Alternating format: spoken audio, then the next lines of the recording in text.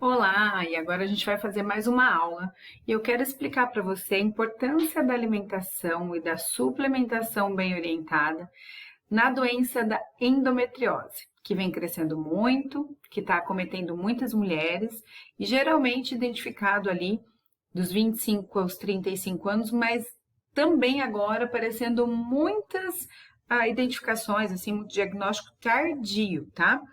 Então, vou te explicar. Olha só, o que é a endometriose? Essa é uma imagem da endometriose, onde você vai entender que ela é uma alteração imunológica com características autoimunes. Então, ela não é classificada uma doença autoimune, porém ela tem todo o quadro autoimune, porque ela está ligada a um processo de resposta imunológica, tá? Então, aqui, ó, deixa eu tirar minha imagem aqui. É um útero, né? Aqui a parte do sistema reprodutor, todas as trompas, ovários. E aí, o que é muito dito sobre a causa, né? O que é e a causa da endometriose? 90% das mulheres podem apresentar um processo que se chama refluxo menstrual. É quando o sangue menstrual sobe, então ele extravasa pelas trompas e ovários, e esse sangue contém células endometriais. E essas células endometriais, elas podem se fixar pelo lado não só de dentro, mas o de fora do útero, em ovário, em trompa. E esse quadro aumenta o processo inflamatório. Voltando aqui. Então, para vocês entenderem, tá? Na teoria da menstruação retrógrada, desse refluxo menstrual, é a volta da menstruação pelas trompas que cairia na pelve, na parte pélvica, e se alojaria em determinados locais. Mas em índice de menstruação retrógrada, pode chegar até 90% das mulheres por conta de falhas nas células natural killers. O que é isso? É quando você tem esse refluxo menstrual, essa menstruação retrógrada, essas células extravasam para a pelve. Essas células natural killers deveriam identificar e eliminar essas células que estão no lugar errado. Essa falha dessas células natural killers, logo, não fazem essa identificação e afirmam a causa. Como eu disse, ela é diagnosticada em média de 25 a 30 anos nas mulheres. Muitas vezes vem associada à síndrome do ovário policístico. Não preciso nem dizer que sua mulher tem, né? Porque é tecido endometrial. Então, o homem não tem tecido endometrial. Ineficiência do sistema imunológico, como eu expliquei antes, especialmente nessas células natural killers, com aumento da produção da parte inflamatória do corpo, para ficar mais simples, e sempre relacionado ao processo imunológico. É uma doença imunológica resida por excesso de hormônio estradiol e deficiência ou não de progesterona. E tem muita relação com disbiose. A disbiose sempre está presente no processo de endometriose. E está muito relacionada também ao consumo de toxinas, que a gente vai falar um pouquinho mais sobre isso. Então, essa aulinha que eu preparei sobre endometriose é muito completa. Fica atenta, pega um papel e uma caneta para você ver todo esse processo, tá? Então, aqui, ó, aparecimento das células endometrióticas fora do endométrio. Então, fora de onde ela deveria estar. Na teoria da menstruação retrógrada, como eu expliquei aqui, então, a menstruação retrógrada é uma causa. Fator genético existe, então tem que ter uma predisposição para que isso aconteça. Aumento de estresse oxidativo no organismo, então é quando há um desequilíbrio dos fatores que ajudam o corpo a inflamar. E a inflamação em si. A produção excessiva de estrogênio também. E a alteração imunológica nessas células serial killers, tá? E o aumento do VEGF, que eu nunca lembro o que significa, fator de crescimento vascular endometrial. Por quê? Esse crescimento celular aqui, ó, por fora, ele vai vascularizando, criando vaso para se alimentar. Então, é um processo que você pode cada vez mais crescer o tecido endometrial naquela região, tá?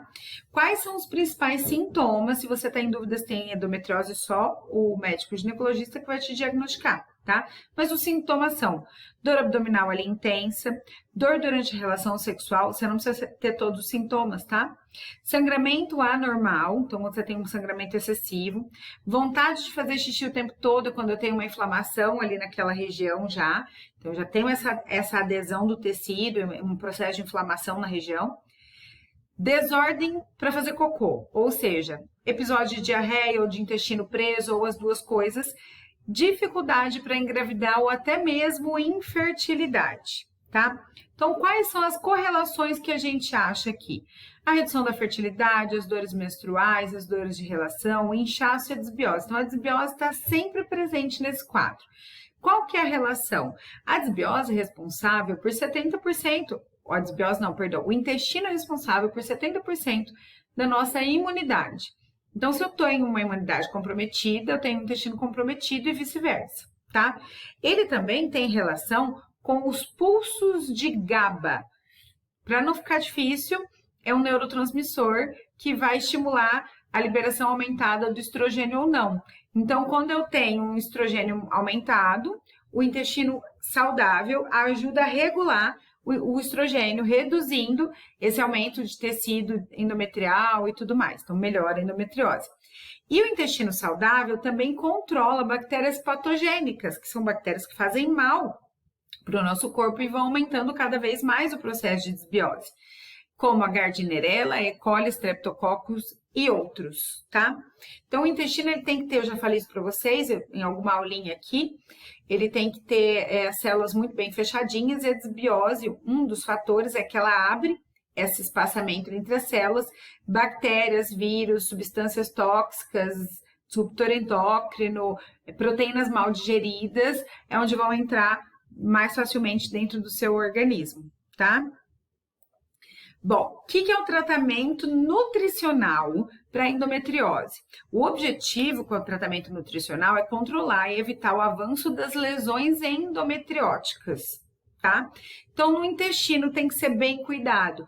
Então, a gente tem que identificar os alimentos que fazem mal para essa pessoa e retirar esse alimento por um tempo, tratar esse intestino, repor nutrientes importantes. Tudo isso vai ser avaliado através de exames. Repor nutrientes importantes e ainda assim introduzir esses alimentos, reintroduzi-los com espaçamento e uma cautela e depois de um certo tempo. Então, faz ação imunológica, o intestino, modulando a produção de butirato, que é muito importante. Controla a produção exagerada de estrogênio, como eu falei, deve ser o primeiro foco no tratamento nutricional para endometriose. Outra coisa importante, a gente deve reduzir o consumo de carne vermelha para não mais do que 2 porções na semana, tá? Por quê? Porque o consumo de carne vermelha mostra, né, um risco de desenvolver endometriose, um aumento de 56%. O ideal, então, é que consuma carne vermelha 2 vezes por semana. Esse é o ideal. Ah, mas eu consumo 8, então passa para 4, que você já vai estar melhorando muita coisa. Reduzir consideravelmente o consumo de carne vermelha é considerar uma dieta plant-based, que é a nutricionista que passa daí no caso. Se quiser agendar uma consulta, aqui embaixo tem o link. Ou vegana, que aí também o veganismo, ele complica outros fatores nutricionais. Então, eu não indico diretamente o vegano. Eu estou trazendo para vocês resultados em estudos que estão aí trazendo a melhora geral da endometriose. E eu não atendo vegano também, no caso. Tem resultado muito positivo, especialmente relacionado à redução da dor. Então, a carne vermelha tem que ser reduzida, tá? Os xenobióticos... Acho que ficou um pouquinho fora aqui. Os xenobióticos, o que são xenobióticos, gente? Volta. O que são xenobióticos? São substâncias que estão entrando no nosso corpo através de um perfume, um creme que eu passo, que contém substâncias químicas que podem atrapalhar o equilíbrio do nosso metabolismo, que eu consumo, que eu respiro, tá? Então, os principais que têm relação com endometriose são dioxinas, que estão presentes em produtos industrializados, em processos industriais, metabólitos do fitalatos, em plásticos. Então, assim, não use plástico em casa. Tenta evitar plástico para congelar comida, tenta evitar plástico para aquecer, sabe? O plástico tem o bisfenol A, que é o mais comumente que a gente fala, mas existem bisfenóis de outros tipos, como o E, o D. Então, a gente precisa tomar cuidado porque eles também fazem um desequilíbrio. E nesse desequilíbrio, eu tenho uma alteração hormonal. E eu tenho uma alteração de receptores e a função metabólica altera, onde eu posso propiciar um aumento do estrogênio também. Então, é importante cuidar. Pesticidas organoclorados, tá? Então, a ideia é preferir consumir alimentos orgânicos. Caso não consigamos, porque realmente alimento orgânico é difícil de achar e muitas vezes muito caro, então consumir alimentos mais livres de agrotóxico possível e fazer o preparo de higienizar, deixar na água de molho com aquela solução clorada para a solução de limpeza. E os xenobióticos têm efeito transgeracionais. O que quer dizer? Eles agem no gene ali, eles atrapalham a função, o gatilho genético, o gatilho metabólico para passar de geração para geração. Então, por exemplo, eu tenho ovário policístico. Isso começou lá na gestação da minha avó, que passou características para minha mãe, que passou características para mim, que posso até ter passado para o meu filho. Então, além da pessoa base, no caso aqui que é minha avó, mais 3 gerações podem ter interferências com relação à alimentação. E aí eu pergunto para vocês, por que a gente está vendo cada vez mais processo autista, processo de endometriose, processo de câncer, processo de SOP, que é o ovário policístico, entre outras várias patologias? Porque a gente está se matando aos poucos com a nossa alimentação e a nossa conduta diária tão ausente de saúde e equilíbrio. A gente precisa se preocupar um pouquinho mais com isso. É muito importante. Aí eu tenho, então, o glúten pode agravar a dor e os sintomas da endometriose, ele deve ser tirado ou reduzido. É importante reduzir consideravelmente o consumo e ir substituindo por fontes melhores de trigo. Outros trigos, então tem o trigo sarraceno que pode ser usado, tem outras farinhas que podem ser usadas com cautela, tá?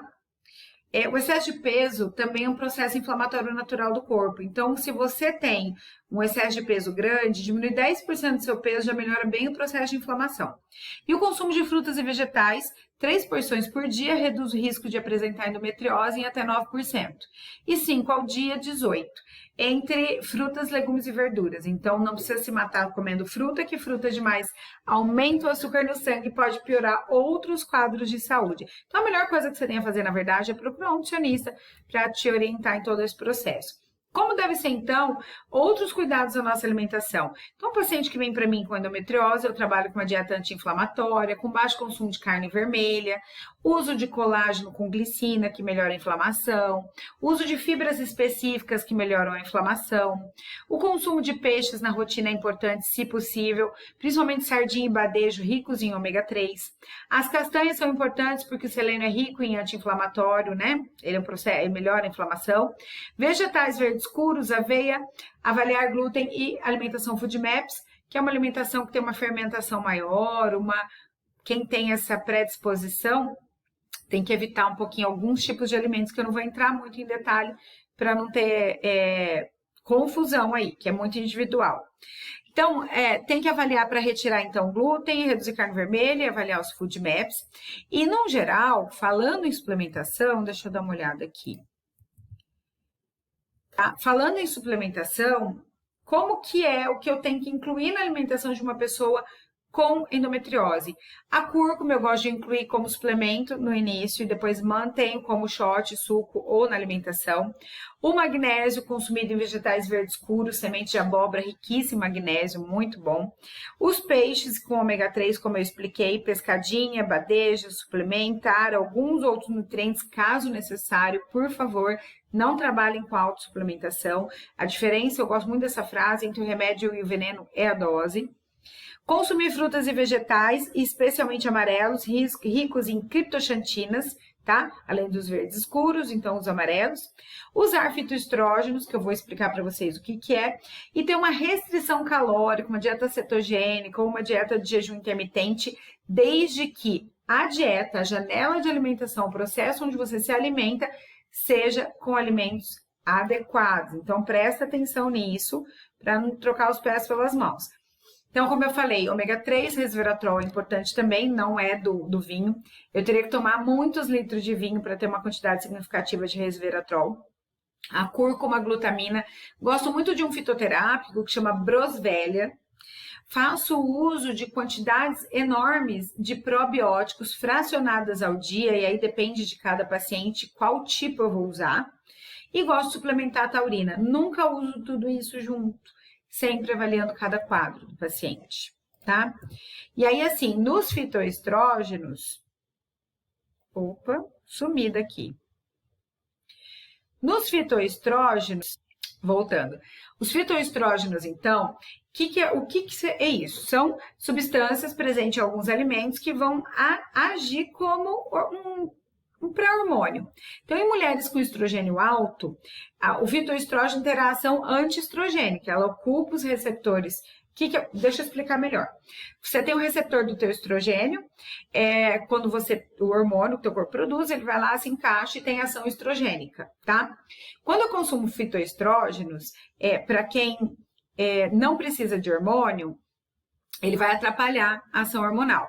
Quando eu estou produzindo muito estrogênio, se eu usar alguma substância que vai se conectar aqui no receptor, que vai fingir ser o estrogênio, mas não vai ter a ação do estrogênio, eu tenho uma redução da ação desse hormônio, que é o que eu quero na endometriose. Não sei se ficou claro. Então, os fitoestrógenos são importantes nesse caso. Alguns fitoestrógenos aumentam uma fração hormonal. Mas o que eu indico fazer o uso na endometriose? A soja, num consumo crônico, pode prejudicar por conta da gliciteína, que aumenta o número de lesões de tecido endometriótico, mas ela pode ser usada 2 vezes por semana, em torno de 25 gramas.